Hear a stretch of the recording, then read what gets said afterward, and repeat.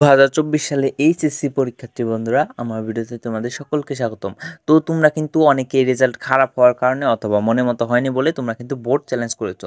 তো তোমাদের এই বোর্ড চ্যালেঞ্জের ফলাফল কিন্তু তোমাদের 14ই নভেম্বর দিতে চলছে।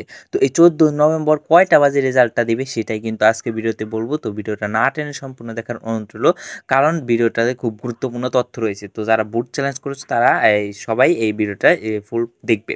তো দেখো এখানে কি বলা হয়েছে। এসএসসি ও সমান পরীক্ষার খাতা চ্যালেঞ্জ বা ফল পুনর্নিরীক্ষণের ফল আগামীকাল 14 নভেম্বর বৃহস্পতিবার দুপুরে প্রকাশিত হবে, অর্থাৎ দুপুরে এই ফলাফলটা প্রকাশিত হবে।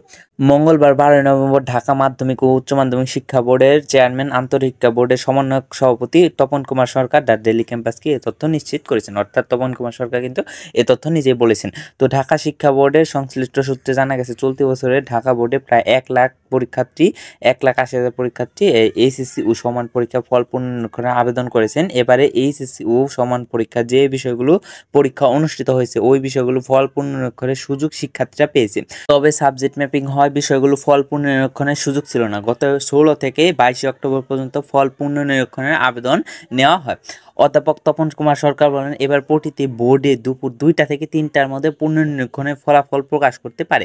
ওয়েবসাইটের মাধ্যমে শিক্ষার্থীরা ফল দেখতে পারবেন এবং প্রতিবারের ন্যায় এবারও এই ফলাফল ওয়েবসাইটের পাশাপাশি শিক্ষার্থীদের এসএমএস জানিয়ে দেওয়া হবে, অর্থাৎ যার রেজাল্টটা পরিবর্তন হয়েছে তাকে কিন্তু এসএমএস এর মাধ্যমে জানিয়ে দেওয়া হবে যে তার রেজাল্টটা পরিবর্তন হয়েছে। তো এই ছিল বোর্ডের সর্বশেষ আপডেট, অর্থাৎ তোমাদের কিন্তু বোর্ড বলেই দিয়েছে যে 2টার থেকে 3টার মধ্যে তোমাদের রেজাল্টটা প্রকাশিত হবে। তো একজ্যাক্ট কয়টার সময় প্রকাশিত হবে এবং ওয়েবসাইটের মাধ্যমে আমি তোমাদের এই যার রেজাল্ট পরিবর্তন হবে তার কিন্তু একটা লিস্ট দিয়ে দেয়, ওই লিস্টটা আমি আমার চ্যানেলে ছেড়ে দেবো। তো ওই তো ভিডিওটা পেতে চাইলে অবশ্যই সবাই চ্যানেলটাকে সাবস্ক্রাইব করে পাশে থাকবে বেল আইকনটা ক্লিক করে রাখো। তো আজকের মতো এখান থেকে বিদায় নিচ্ছি, আর ভিডিওটি সম্পূর্ণ দেখার জন্য অসংখ্য ধন্যবাদ।